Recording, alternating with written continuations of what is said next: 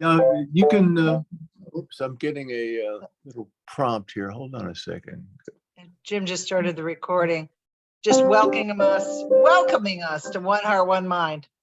So Richard James is our musical talent today, and welcome, Richard, kicking us off. Yeah, Take it away. Sing along with me if you can. You know, here's a song that we've done a lot. It's called "Use Me."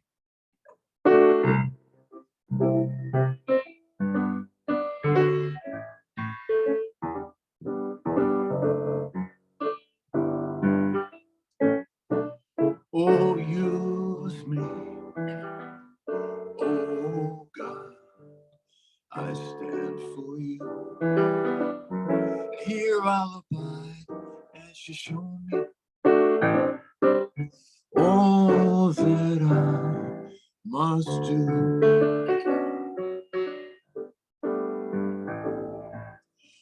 I used to think that God was the sun. God is the sun, and so much more of all creation.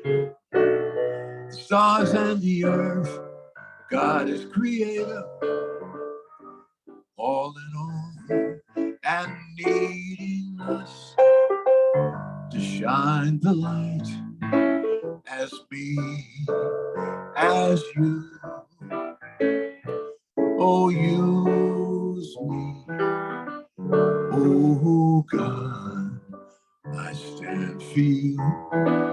And here I'll abide as you show me all that I must do.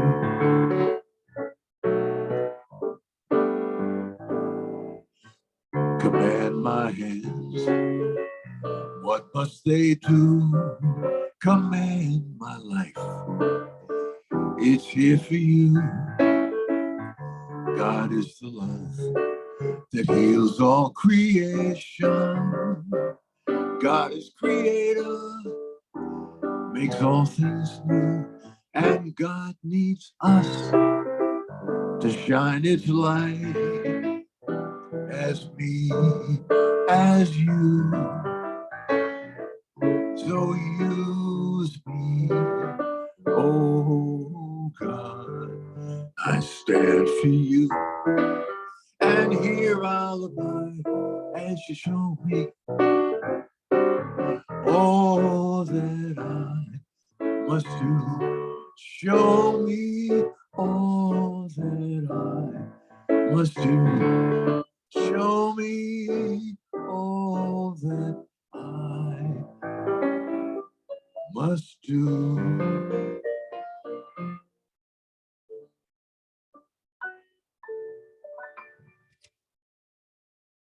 Woo!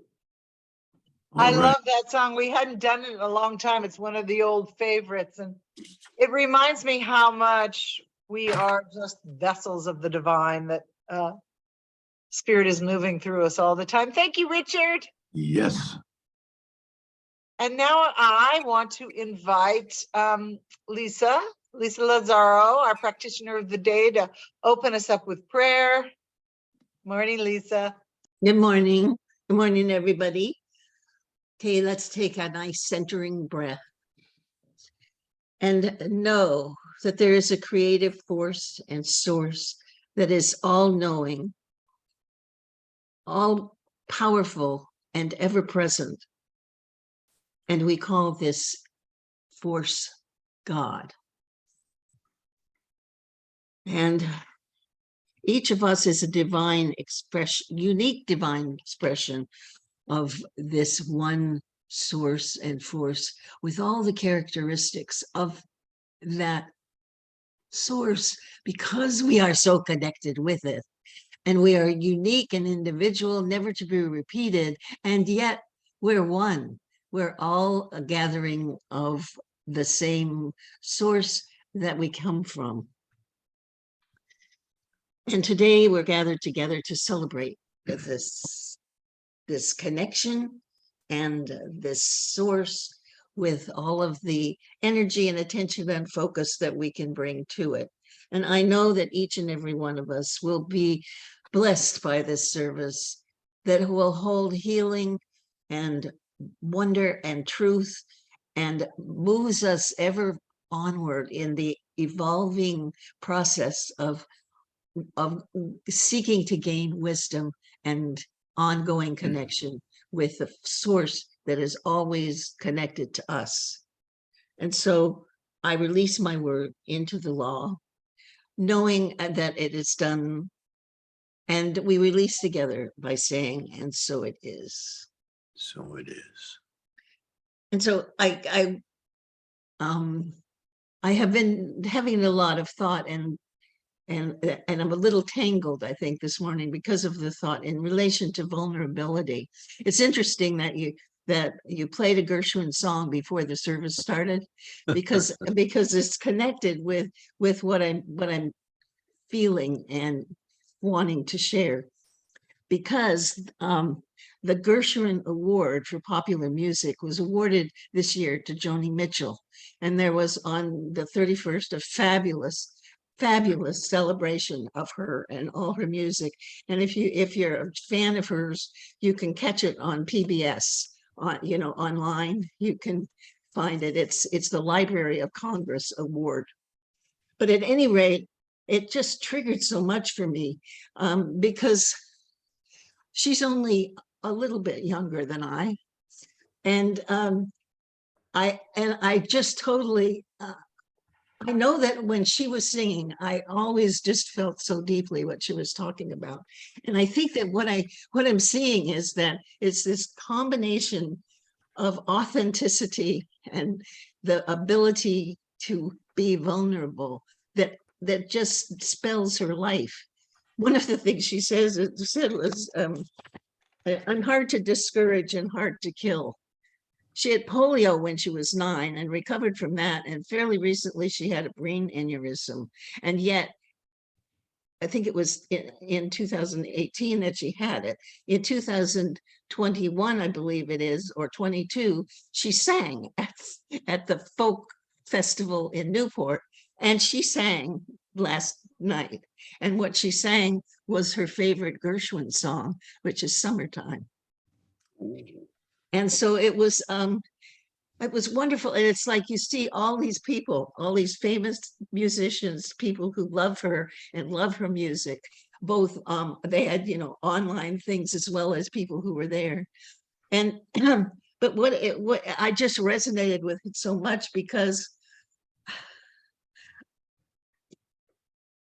she was able to exhibit what I have not been able to in relation to the whole thing of doing your art just because you do your art, rather than worrying about what people will think of you or it. And I was reawakened to my own unhealed places of perfectionism and of not enoughness. And it's like it really pointed to me. I'm really looking forward to this month, paying attention to vulnerability and what Reverend Michelle shares with us, because I can see it's just really up for me.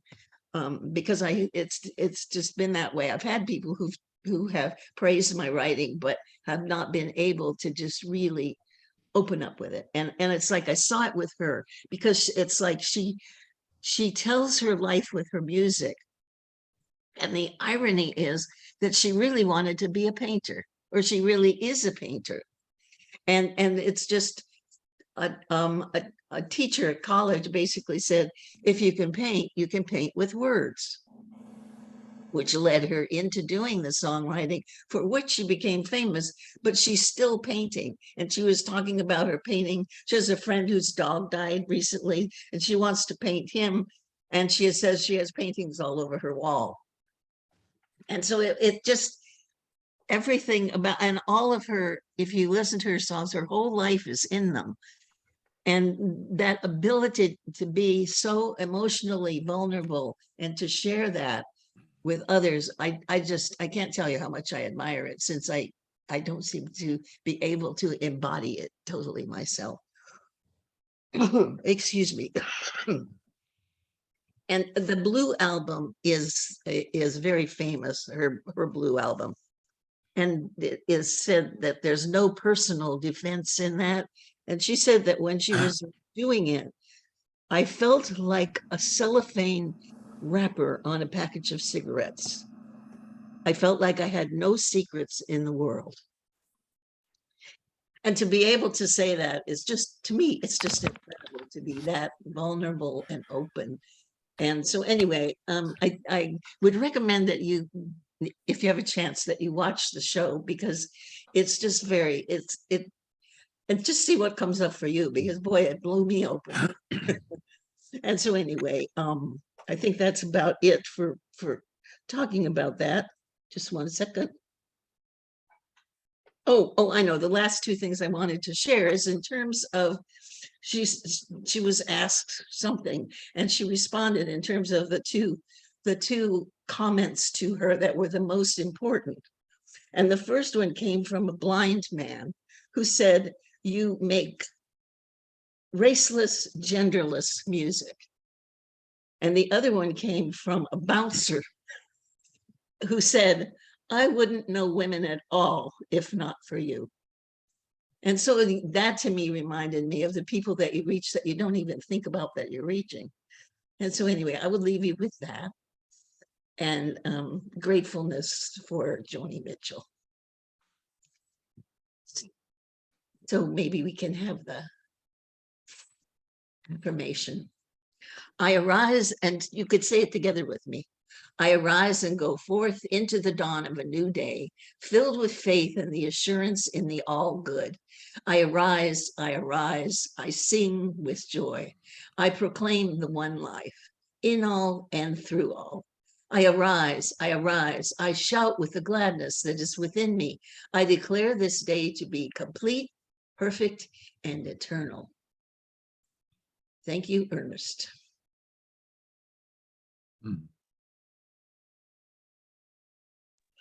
I thought that spoke very well to the flavor of April and the spring and our celebration of Easter coming up, and Ramadan is going on. I just thought that spoke to the flavor of April. So that's why I chose that. Thank you, Lissa. You read it just beautifully. I did want to say I am a huge Joni Mitchell fan. And one of the lines in one of her songs that reminds me to be grateful is, "Don't it always seem to go that you don't know what you got till it's gone." They paved paradise. That always reminds me to be grateful for what is right in front of me right now. Yeah. It's always something you can find. Okay, Richard, I am going to play your video that you so delightfully sent to me. It's beautiful. Let me see if I'm gonna have to play with Zoom here for a second. Bear with me, folks. Let's see how it goes. Oh, it'll be fab. I listened to it already. I'm sure it's going to be. Oh, I got to share sound too. I always remember that too. And here we go. Here's an original song of mine I created a few years back. Basically, the song is about dealing with our issues, and we all have issues. Our fears, our imperfections, our insecurities, our vulnerabilities. It's about getting into that mire, looking more closely at the mess, and working things out by digging deeper. Yes, I'm digging. Oh, I'm searching. Yes, I'm digging, finding answers.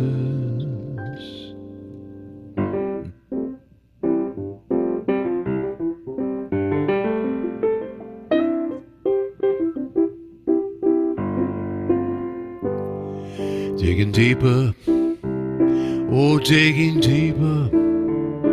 Yes, my soul is finding relief. I am sifting through that mire, through the wasteland of wrong beliefs. Oh, on that journey, that faithful journey, on the pathway revealing proof. You know, I feel better, so much better, heeding wisdom that knows the truth. Yes, my heart knows all the answers that will open as I pray. I will listen and I'll take some chances, so my heart can lead the way.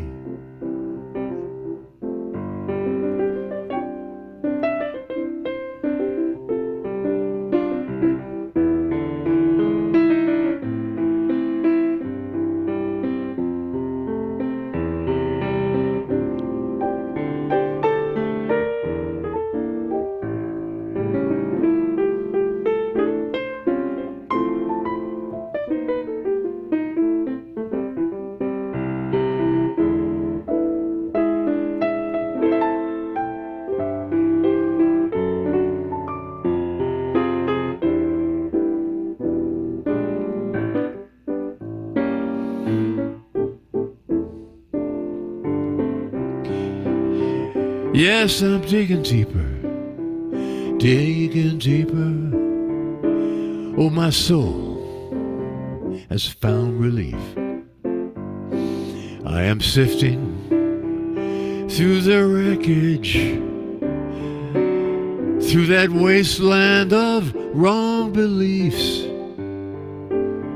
On that journey, that faithful journey, on that pathway revealing proof, I feel better, so much better, heeding wisdom that knows the truth. Yes, I'm digging. Oh, I'm searching. Yes, I'm digging, finding answers by digging deeper.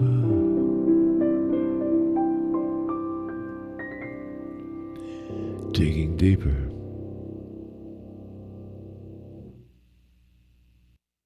Oh, that is a beautiful song, Richard. Oh, thank Jim you. Yeah, the video was frozen. Was it? Mine wasn't. That's so weird. I don't know why. But I'm sorry to hear that, but you could hear the audio. Yeah, I could hear the audio just fine. Yeah. The Jim said video. his video was frozen as well. Mine was, you were moving in my video. And anybody else have that issue? Mine was frozen. Do you have an Oh. iPad? I have an iPad. Maybe it's my computer. Well, we will have to work that Mine out. was frozen too. Yeah, I saw your text, Jim. Well, I don't know why, but mine was moving and you were very animated and it was lovely. Thank you for that. Oh my goodness. Good morning. Good morning, everybody. I'm so glad to be here today. I really value your love and support. And as I mentioned in the at the meditation time, my family's going through a bit of a challenging experience. I'll talk a little bit about it later, but I really love that I'm with you all and in this flood of connected love. So good morning, one heart, one mind, center for spiritual living, and happy April. Can you believe it's April already? This month, you know, kind of as the spring begins to spring, spring is sprung, as they say, and the earth starts to kind of open and be receptive to the seeds and the plants that we're putting in her soil. I've been planting a bunch of stuff. You know, she's open to the rain and to the warmth of the sun. You know, as Mother Earth wakes up and is exposed to all the elements, we're going to talk about vulnerability, as Lissa told you in the opening. You know, seems very fitting. And we'll talk about vulnerability, what it is, how it feels, and how it can really serve us as human beings who long to feel love and connection and purpose, and joy. And I think it's fitting that the topic of vulnerability comes in on the heels of last month's topic, which was cultivating authenticity. As I see it, it's almost impossible to be authentic without being vulnerable. Vulnerability kind of lays us open to allow that divine presence that's within us, our authentic nature, to express itself. So let's just start with, what is vulnerability?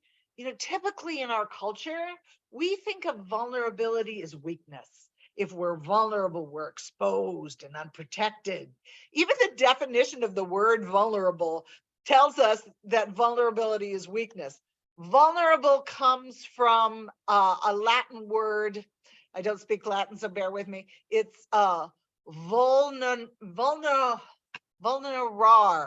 I botched that, but you get it. And the meaning of that Latin word is being capable of being wounded or open to attack or damage. That does not sound like something we'd all like to be. It doesn't. But here's the truth about vulnerability. It isn't good or bad. It's not what we would call a dark emotion, and it isn't a light and positive experience either. Author and researcher Brene Brown, her name would come up if we're going to talk about vulnerability. She is the queen of researching vulnerability, shame, and guilt, and the impact that they have on our lives. She defines vulnerability as the core of all emotions.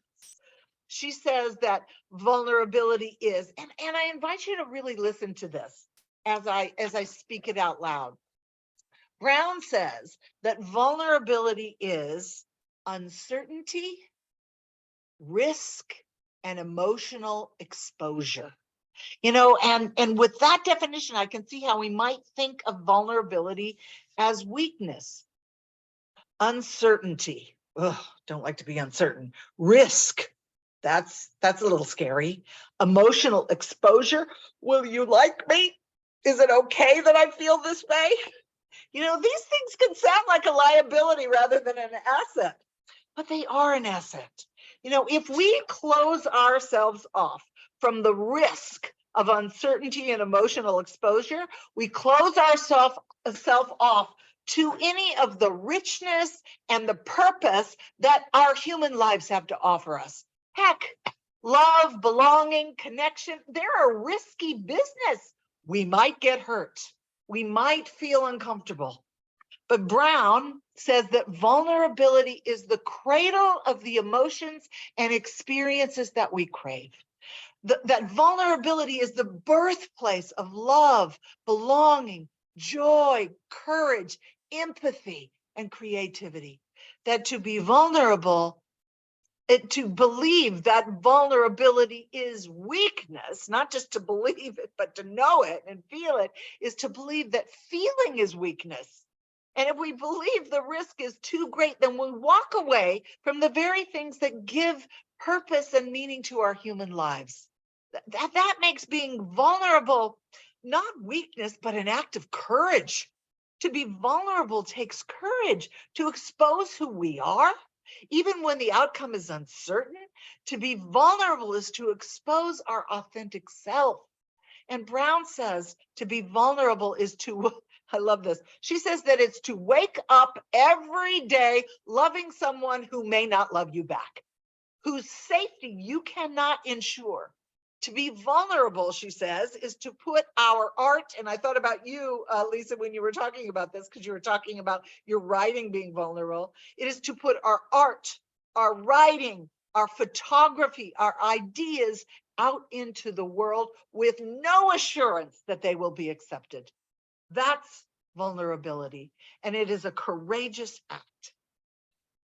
So let's just take a minute and think about what vulnerability feels like, because there's the essence of it. What does it feel like when we are the most vulnerable? I have to go back to the queen of vulnerability again, because in her thorough and impeccable research, that's really what she is. She's a researcher, and she's funny as all heck if you've never read any of her stuff or listened to her videos. Brene Brown's wonderful. Anyway, she asked this question in her research. She asked people to finish the statement, vulnerability is, and to fill in the blank. And some of the responses that she collected, they certainly resonate with me, and they probably will resonate with you too. And here are some of the responses that she got. I think I have them written down just in case I can't remember them. I think I can remember most of them. I read them enough. She said that vulnerability is standing up for yourself, asking for help, saying no when someone asks you to do something that you really don't want to do, signing your loved one up for hospice care, getting fired, falling in love, exercising in public, admitting that you're afraid, having to lay off employees, standing up for a friend when someone else is gossiping about them, makes us vulnerable, being accountable, asking for forgiveness, having faith in life and trusting that life is for you makes me feel so vulnerable. Trying something new that we're really unsure about. I'm pretty sure that all of us have experienced one of these situations or similar situations, and we could certainly add our own. I know I can add mine. Parenting with someone you've divorced and they're still angry. Done that. Making amends to someone you've harmed. Standing in front of a congregation and being authentic. Confessing your errors and accepting accountability. Imagine yourself in any of these situations. How does that feel? Does that feel like weakness? No. Vulnerability feels like courage and truth. And courage and truth can be uncomfortable, but they are not weakness. They are not weakness. I found a couple of stories. I love stories because they help us illustrate and relate. And the stories are about vulnerability, and they might help us understand how vulnerability feels and looks in our humanness. You know, the first one I found is funny. It's kind of funny. So a little humor, I think, helps us with weighty subjects. You know, it kind of makes them accessible, because while they feel so personal to us, our stories, you know, about vulnerability or anything, the truth is that they're just human experience. And when we share them with a little levity, it reminds us that everyone goes through these experiences, that they're human experiences, and that we share them with everybody. To be vulnerable is just to be human. So the first story goes like this. There's a monastery in Tibet, and it's perched high up in the mountains, and you have to hike for almost a day just to get to the base of the cliff that kind of rises up in front of you, and it's kind of shrouded in these mist-covered peaks. And from there, the only way to get to the entrance of the monastery is by being suspended in this basket and being pulled to the top of the peak by several monks. And obviously the ride up the steep cliff in that basket is terrifying to most people. And one traveler who was exceedingly nervous about being yanked up in this basket, about halfway up, he noticed that the rope that was suspending the basket, that was, you know, being used to pull up the basket, it was old and frayed. And he just felt completely vulnerable. So with a trembling voice, he asked the monk who was riding along with him, how often do you change the rope? And the monk looked at the rope and he thought for a minute and he said, whenever it breaks. Now that is vulnerability, uncertainty, risk, emotional exposure. It's a little bit like getting on the freeway in San Diego on rush hour. And there's another story that I think I'd like to share with you that I really think illustrates this idea of how we can use our own feelings of vulnerability and discomfort. We can use them to inspire and to help support others. I mean, we really can in the sharing, because when we have the courage to be vulnerable, others recognize it, and it gives them permission to be vulnerable as well. And the story is about a man named Imad. See if I can get his last name right. It's kind of, kind of a sketchy name. His name is Imad Ella Babdallah. I'm just going to call him Imad. And he writes that he was taught that he should always want to be better. And that to become better, we have to set goals. We have to focus on our skills and make use of our strengths and ignore our vulnerabilities. And then we will find happiness. This is how he grew up. This is what he learned and internalized. But his story reveals kind of the exact opposite of this about ignoring the vulnerabilities.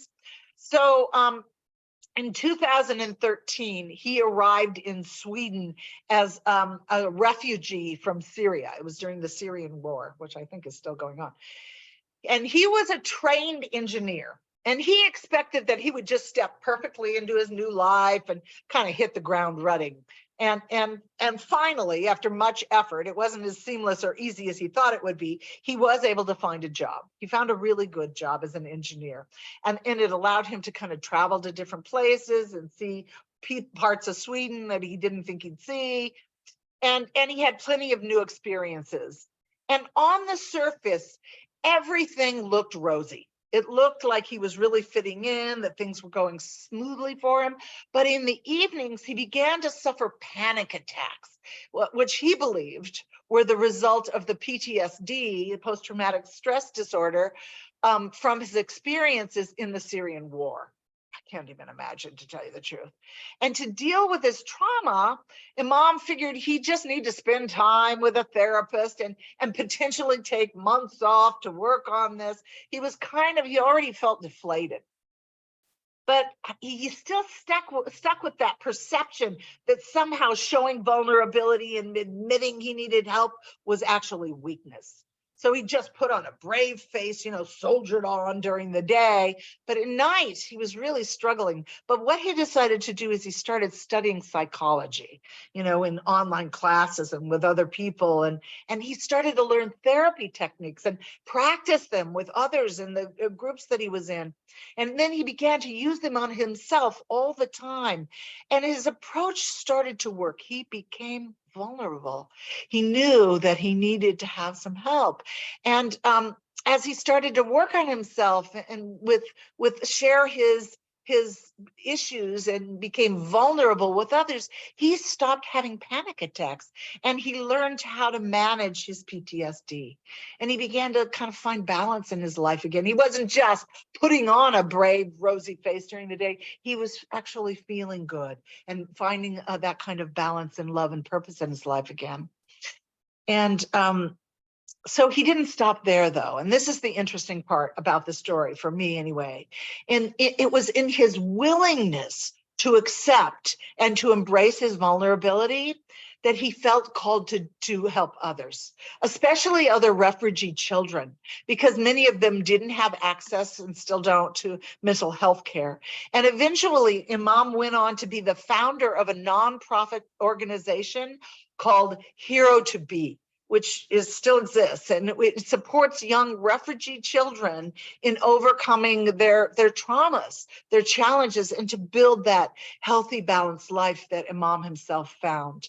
But I think the point here is that it was in Imam's willingness to reveal his vulnerability that not only did he step into his own wholeness, reveal his own wholeness, but he supported others in doing the same. Can you imagine how his life might have turned out if he wasn't able to be vulnerable, if he wasn't able to share this trauma that he needed to surface so that it could be resolved, and if he wasn't able to be who he was at that moment? And then how embracing his own vulnerability impacted other lives, all of the people that he helped and that his organization, his nonprofit organization, is able to help. I think that's just a great story. So last month, when we focused on cultivating authenticity, one of the takeaways for me, and I might have shared this with you, I think I did, and it might be the same for you, was that cultivating authenticity is really more a matter of letting go of what stands in the way of allowing our authentic nature to shine through and to guide our lives. And that same thing can actually be said for vulnerability. What stands in the way of allowing ourselves to be vulnerable, which is often our fear and our inadequacies, when we can let that go, then we can allow ourselves to be vulnerable. And one of the ideas that I ran across and that I really believe is true, that stands in the way of our being vulnerable, is our fear of our own inadequacies. That we have to protect ourselves somehow from scarcity and not enoughness. You know, we were actually talking about this idea in our Tuesday night discussion of the book E Squared by Pam Grout. We've been discussing her experiments in that book, and we were reviewing the abracadabra principle, which focuses on how incredibly empowered we are by what thoughts and feelings we choose to focus on, by becoming aware of what we think about and how we feel. And one of the predominant thoughts, I think, prevalent in our common culture is scarcity. We were talking about this, and our not enoughness. And I don't know about you, but I have noticed that the predominant conversation winds through everything from our government, our politicians, to television programming, specifically advertisements, to social media, and even our daily conversations that we have with ourselves and with friends and family, centers mostly on scarcity, on what's wrong, on what we fear, and what we should do our best to protect ourselves from. We're told over and over again what products we need to buy so that we can be enough, what skills and talents we need to develop so that we can be enough, so that we can have good relationships and good jobs and be good citizens. We have to be something other than what we are. More than anything else, I think our national conversation tends to be a focus on what's wrong with us and what needs to be fixed. Have you ever noticed that, or am I going out on a limb? Am I the Lone Ranger? Am I off the mark here? I think that's what we focus on more than anything else. And it doesn't have to be that way. Another author that I love, Lynn Twist, she wrote The Soul of Money. She calls this cultural focus on scarcity the great lie. You know, and she talks about how when we get out of bed in the morning, before we even get out of the bed in the morning, we start saying, oh, I didn't get enough sleep, which leads to, I don't have enough time. She says that before our feet even touch the floor, we're already inadequate, already behind, and already losing, already lacking something. And that is the great lie. And I could not agree more.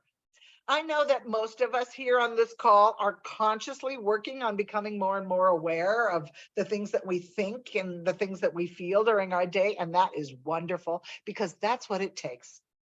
And it's also true that it can be uncomfortable to speak up and tell our truth when we're in conversations of scarcity with other people. You know, when we're in that environment, it can make us feel vulnerable to say to someone else, well, you know, that's not my experience of life. Sometimes speaking our own truth, even when it's said with love and compassion, can feel uncomfortable. We can feel vulnerable to criticism and disagreement. But you know what? That takes courage to stand in our own truth. You know, sometimes when I find myself involved in a conversation on the topic of physical health, you know, there's this litany of aches and pains and ailments that are being discussed, you know, ad nauseum. I call them organ recitals. You know, my back hurts. I don't have as much energy as I used to. Well, you know, I'm getting older, and off we go. You know, but how do those statements make you feel? They make me feel tired and helpless. And as our dear beloved friend and mentor, Reverend Leslie, used to say, never say anything about your body that you don't want to be true. If our thoughts and our feelings create our experiences, which we know they do as metaphysicians, then what kind of experiences are we allowing to be created if we only talk about what needs to be fixed and that we don't have enough, or that we're not enough?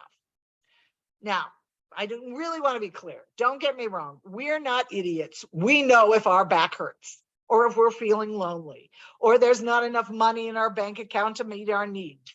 And if it's healthy and it's necessary to recognize where we are right now. And we don't want to live in la la land.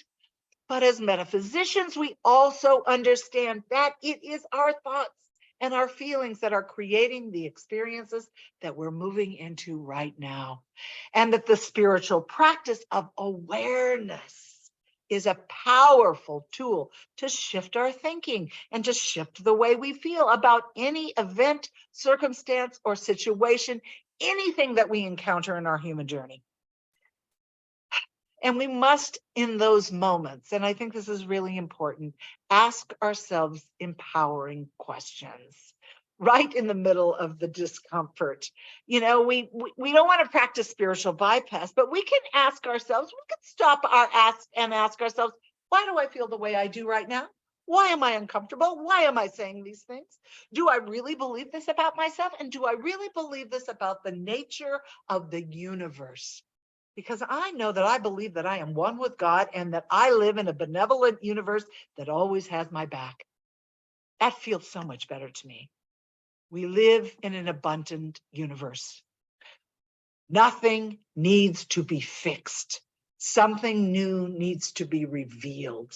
What's that really cool prayer? I haven't thought about that in a long time. There is nothing to be healed, only God to be revealed. When we're vulnerable, when we make ourselves available to the full expression of God's good, we make ourselves available to express that authentic nature which is within us, our real self, what we've come here to do. It's so powerful. You know, I really believe that the highest human experience we have is love. The highest experience, period, bar none.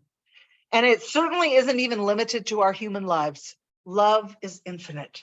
I feel the love of my parents who are no longer in human bodies. Love, Holmes told us, is the creative impulse of the universe. What did he say? He said, love is the central flame of the universe, nay, the very fire itself. Life, love is the expression of that fire. You know, author Mark Nepo, he said something wonderful that I think he put this really succinctly. He said, no birds can fly without opening their wings. And no one can love without exposing their heart, by being vulnerable. If we don't make ourselves vulnerable to love, we can't experience love. It's in our vulnerability that we are able to align with the love that's already here and the universal good that's always available to us. And it supports us as we walk through life challenges. So I'm going to share what's happening, my own personal feeling of vulnerability right now. I told some people this before the meditation. My extended family is going through something right now that opens us all up to vulnerability. And the only comfort that we have right now is love. So I'm making myself available to that and vulnerable. My oldest sister, Marcel, and her husband, Basil, my son or brother-in-law, are on their way to San Antonio, Texas. They're probably just getting there now. And they're going there to meet their daughter-in-law and their granddaughter to unplug their son, my nephew, Jake, from life support. He fell 30 feet 2 days ago off a roof. And his injuries were unsurvivable. Now, to be with them in spirit, I have to be vulnerable. I have to be raw and real. I have to feel my own sorrow and my own pain at their loss. And yet here we are, being together in our human emotions. Through our fears, through our tears, we're here together. So I am feeling vulnerable in that, and I would not be able to support them in their human experience without making myself vulnerable. But we get the good stuff when we walk through with courage, when we walk through with an expectancy that life is love. And that no matter what we walk through in our human experiences, we always know that the presence of love is here. Feels good to share, actually. I'm gonna leave us today with the queen of vulnerability having the last word. Brene Brown said, and I love this: vulnerability is hard and scary. It feels dangerous, but it's not as hard and scary and dangerous as getting to the end of our lives and having to ask ourselves, what if I would have shown up? What if I would have said, I love you? Shown up, be seen, answer the call to courage, because you're worth it. You're worth being brave. We're worth being brave and being vulnerable. So let's pray. I know that all there is love. It's the essence of life. It is life itself. It is everything, and we are all living, breathing, and moving, and having our being in body and beyond in this one life of love. And I know that right here, right now, every person within the sound of my voice and every person that is not is living their life within this presence of the divine, this love. And in this unity, we are empowered. And I speak my word for and about everyone that there is a new way of being, a shift that cracks us open to being vulnerable, to experiencing, allowing the presence of this love to guide and to be reflected out. We project it out into the physical world as we live it in spirit. So I know that this presence of love opens up life to us in ways that we have not yet imagined. I just say yes. I just say thank you. I know all is love and love is real, and that is all there is. And with great and deep gratitude and thanksgiving, I know this for all, for it is one life. So I relax and I express this, I release this, I impress this, I announce this into law, which always says yes. And from this place of knowing, from this place of unity and oneness, we say together, and so it is. And so it is. Oh, makes me want to cry. Oh, so from this place, I don't know what to do because I'm just traveling God and I'm somewhere off, somewhere else. Okay, I think it's time for conscious giving, and I believe it's relayed. Yes. Okay, good. I got it. You got it, Michelle. All right. So this is a time of giving, which is a really wonderful time. And giving to One Heart, One Mind, especially because it's such a wonderful place to be who we are, to be that authentic self, and to be filled with the vibrational energies and spirit of love and compassion and all the wonderful stuff that we receive. And so if you'd like to give to One Heart, One Mind, it's very easy. And you can give through Venmo, and you can also give to, if you want to give a check, you can give a check to Jim Massopus. I believe that's what we're doing right now. And Michelle, do we have an affirmation for today? We can, not an affirmation, a blessing. We do. I Okay. put up we don't actually need this. Let's see, we Yeah. already said this. We'll go right here. Nope. Perfect. Yeah, that's great. That's wonderful. Yeah, it really is a blessing to be here and to give this blessing. So let's just, if you're muted, we can say this together. Sacred giving. Everything flows from the nature of God's good. We receive from this flow, and we give from this flow, and we give in gratitude and love. We have the faith in the infinite giving nature of spirit. Simply say, and so it is, together.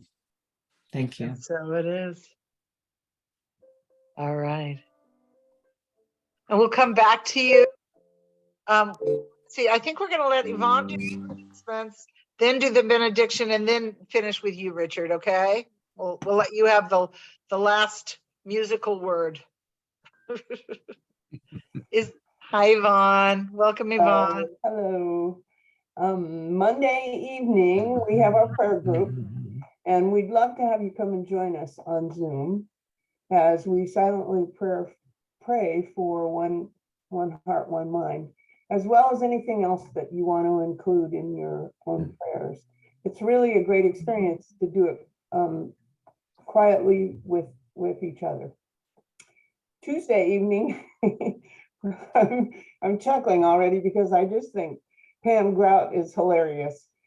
We have our Tuesday evening spiritual learning circle, and we'll be continuing our review of Pam Grout's book, E Squared, and we'll be sharing our results of experiment 5, which is the Dear Abby principle.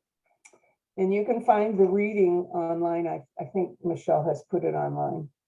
But if you haven't read it or you're feeling nervous about it, just come anyway, because it's a ton of fun. If you didn't receive the reading, pop me an email, I'll send it to you. Perfect. It's really fun. We've been having a really good time with it because she has a very different approach to writing. So she's telling us the stuff we know, but she does it in a way it's really fun. So, and then I just wanted to remind you about unexpected income, and partly it's because I won $20 at bingo this week. And I immediately sent my $2 to the fund. I got a check for $170 in the mail, and I put my 17 bucks into the, it was awesome. I'm like, okay. And that was part of my Pam Grout abracadabra principle. That was the end of the experiment. I said, I want a check that has at least 2 zeros. Oh, perfect. And that's what we're discovering and playing around with, trying, I should say, not playing around with, but it is kind of playing around with that kind of stuff on Tuesday nights, and it's just really fun. I had a really good experience too that I'll tell you all on Tuesday night. So, but it's pretty fun. Then I just want to remind you again about the daily readings that our practitioners and Reverend Michelle are doing, that you can see on the CSL YouTube channel every day. And by the end of the year, well, you'd have to move along right now, but by the end of the year, if you had started in the beginning every day, you would have it all read by the end of the year. So, And the link is always in the Wednesday e-newsletter too. The right. link's in there. And that's it. That's all I have. That's all she got. Thank you, Yvonne. That's wonderful. So, Relaine, would you like to do the benediction, and then we'll have Richard send us out. All right. So let's just take a collective breath and feel the presence of love and the connection within each and every one of us, and such gratitude, that magnetic energy that just connects us all and lifts us up to higher and higher levels of beingness. I'm so grateful for the talk today, for the music, for each and every one of you, for Lissa's wonderful sharing of Joni Mitchell. And I'm so grateful that we can all be ourselves here, no matter what's going on in our lives, in the happy moments and the sad moments, and just all the different experiences that we have. It's wonderful to be able to feel safe, showing up, being vulnerable, and being ourselves more and more. So this is really a wonderful gift and a gratitude to be ourselves, and it's a gift for others as well, to see, each other in our unique beingness of who we are. And so I'm so grateful, and I'm most grateful for the shift in consciousness that's continuing to shift within ourselves to be all of who we're meant to be. And so I release this prayer into divine law, saying, and so it is. So it is. Beautiful. Thank you, Elaine. Thank you. Richard, you want to play for us? Yeah, I was going to do "We Are One," and we'll get to it. I got this image when I was listening to Michelle's message. If you don't want to be vulnerable, I mean, what if you're a pebble just lying in somebody's garden or out in the desert or something? Pebbles don't have to worry too much about vulnerability, about being thought of in the wrong way and all that kind of thing. Not much pressure being a pebble, but look what you do without all the possibilities. So you could be on one extreme, a pebble, or you could be enjoying life and dealing with the ups and downs and growing and doing what we do. So that was my thought about Michelle's message. Anyway, we are one.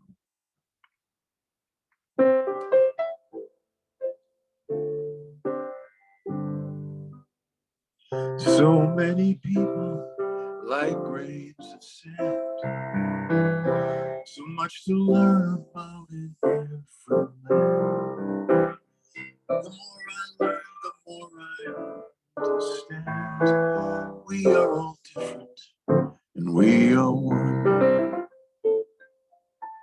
So many sounds of every living thing. So many languages and songs to sing.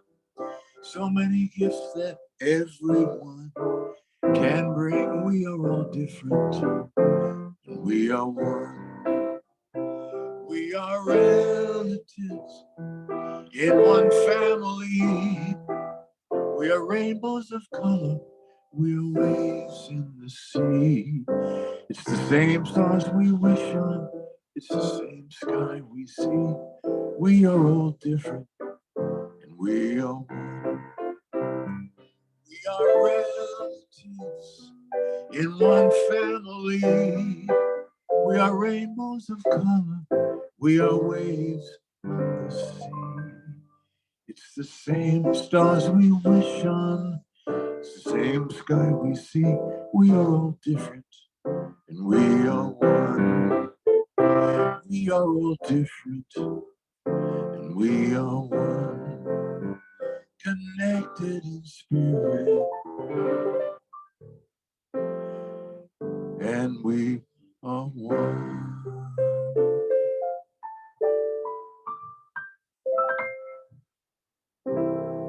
We're all here together. Oh, thank you, Richard. I love that song. Yeah. I love that song. We are all different, but we are one. Well, does anybody, we'll wait. That's the end of our official service. And I will wait for, there we go, recording and streaming to stop.